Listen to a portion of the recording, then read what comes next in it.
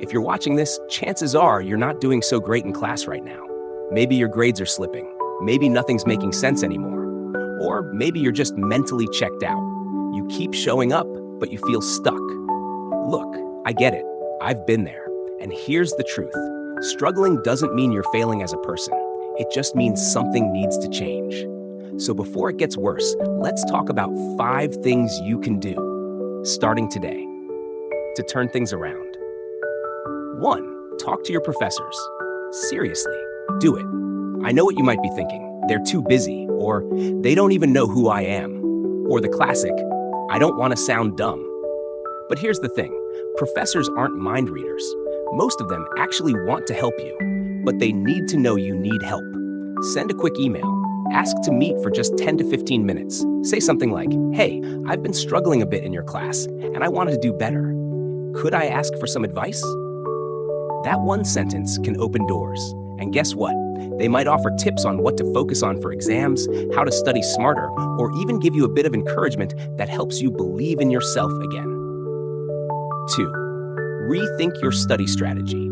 Sometimes the problem isn't you, it's the way you're studying. You might be spending hours reviewing notes and still not remembering anything. Sound familiar? Try switching things up.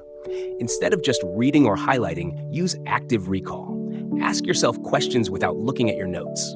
Try teaching a concept out loud, even if it's just to your pillow or your dog.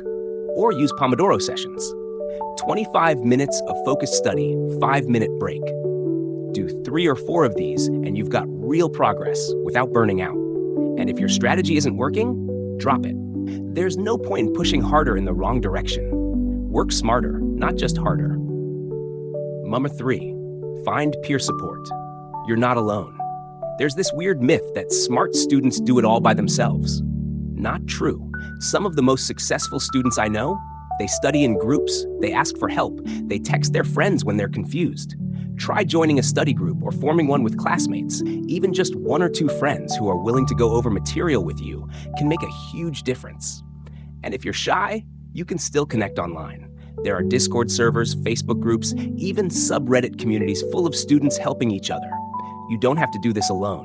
And when you see others going through the same thing, it reminds you, you're not broken, you're human. 4. Use tutoring services or ask for help.